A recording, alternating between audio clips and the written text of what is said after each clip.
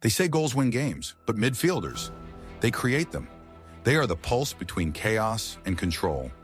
The ones who turn running into rhythm and touches into poetry. You don't notice them at first. Not like the strikers, not like the goalkeepers, but the great ones. You feel them. They slow time. They dictate the pitch like a conductor before an orchestra. And when they're gone, the whole symphony falls apart.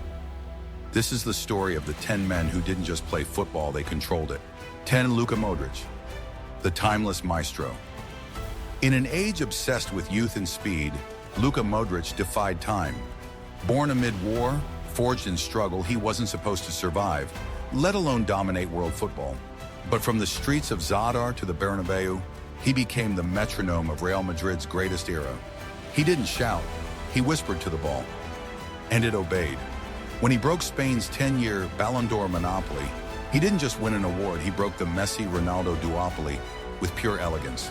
Outside of Croatia, he's respected. Inside Croatia, he's revered. Because Modrić didn't just lead them to a World Cup final, he carried a nation's soul in his boots. 9. Andrea Pirlo, the artist with ice in his veins. Andrea Pirlo didn't run, he glided. While others chased the game, he bent it around his will. His passes weren't just accurate, they were surgical, slicing through defenses with geometry and grace. At AC Milan and Juventus, he redefined the deep-lying playmaker, the regista, a man who could control a match without breaking a sweat. Pirlo once said, "Football is played with the head, your feet are just tools." And when you watched him, you believed it. Every free kick, poetry, every pass, a painting, every touch, a lesson. He was proof that you don't need fire to burn just precision. 8. Clarence Seedorf, the architect of power. Seedorf is football's quiet legend. 4 Champions League titles with 3 different clubs: Ajax, Real Madrid, AC Milan. No other player in history has done it. He was built like a tank, but thought like an engineer. He didn't just control games, he engineered them. He played in systems full of superstars, yet always made the team function. He was the balance, the bridge, the blueprint. And when his name doesn't come up in greatest ever debates, that's the irony. The best controllers rarely draw attention. Because when they do their job right, you forget they're even there. 7. Paul Scholes, the silent genius. He didn't do interviews. He didn't chase headlines. He just played. Ask Zidane who the best midfielder he faced was. Ask Xavi, ask Iniesta. They all said the same name, Paul Scholes. He was Manchester United's soul in the Ferguson era, not the loudest, not the flashiest, but the one who dictated everything. His vision was surgical, his touch divine. He scored screamers, yes, but it was the passes that left jaws on the floor. In a world full of superstars, Scholes stayed invisible, and that's what made him immortal. 6. Xabi Alonso, the gentleman general. Some players command respect. Xabi Alonso earned it. Everywhere he went, Liverpool, Madrid, Bayern, he brought control, calm, and authority.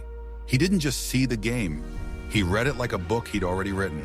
The long diagonal, the switch of play, the shot from 40 yards. Xabi was the modern general elegance with purpose. And now as a manager, you can see it, that same chessboard brain orchestrating from the sidelines. He was proof that leadership isn't volume, it's vision. 5. Andres Iniesta, the humble magician. He never sought fame, he sought perfection. Andres Iniesta played football like a dream, soft, silent, surreal. He never raised his voice, he raised entire nations. When he scored that goal in the 2010 World Cup final, Spain didn't just win a trophy. They found themselves. Iniesta wasn't built for highlight reels, he was built for history books. His dribbles defied physics, his passes defied logic, and his humility, it defied the sport's ego. Every touch whispered one thing: control isn't domination, it's peace. 4. Steven Gerrard, the relentless engine. If control had a heartbeat, it would sound like Steven Gerrard. He didn't glide, he stormed. Every tackle was a battle cry, every goal a scream against the odds. He wasn't a playmaker in the traditional sense, he was a force of nature. The kind that drags teams through impossible moments. The 2005 Champions League final, 3-0 down at halftime. Gerrard scores, leads, believes. Liverpool rise. That night wasn't tactics, it was Gerrard. He controlled chaos not through calm, but through conviction. The kind only captains are born with. 3. Xavi Hernandez, the puppet master. If Iniesta was the artist, Xavi was the architect. He didn't just control matches, he built them from scratch.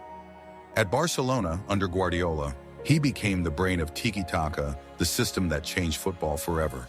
Every movement, every angle, every one-touch pass choreographed by him. He didn't sprint, he circulated. He made football look simple, which is the hardest thing you can do.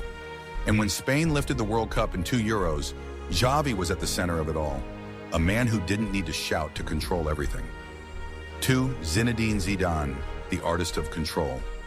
Some players make football look hard. Zidane made it look like art. He controlled not just games, but moments, the kind that freeze time. That pirouette against Brazil. That volley in the 2002 Champions League final. That calm penalty in the 2006 World Cup. Zidane didn't play football, he performed it. He was all about rhythm, a step, a swivel, a flick. Every movement felt deliberate, as if time itself moved to his tempo. He wasn't a system player, he was the system. Even when he lost control, that infamous headbutt, the world still couldn't look away. Because when Zidane was on the pitch, control looked divine. 1. Johan Cruyff, the man who invented control. Before Xavi, before Zidane, before Pep, there was Cruyff.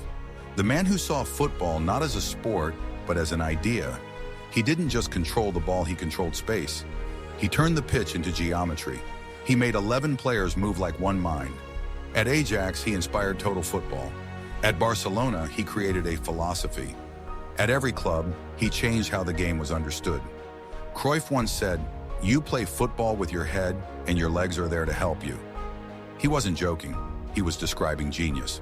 The greatest midfielders didn't just learn from him, they were his disciples. Every time you see a perfect passing triangle, every time you see possession as power, you're watching Cruyff's control. Midfielders are the memory of football, the quiet architects, the invisible kings. When the goals fade from highlight reels and the strikers hang up their boots, it's the rhythm they created that still echoes through generations. They were more than players, they were translators turning chaos into beauty, instinct into art. They decided when to accelerate, when to pause, when to make the world hold its breath. Because real control isn't domination, it's understanding. It's feeling the heartbeat of a game that never stops moving.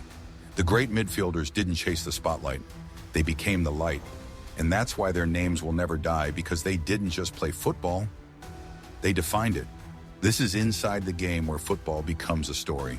Because behind every touch, every pass, every heartbeat, there's a legend waiting to be told.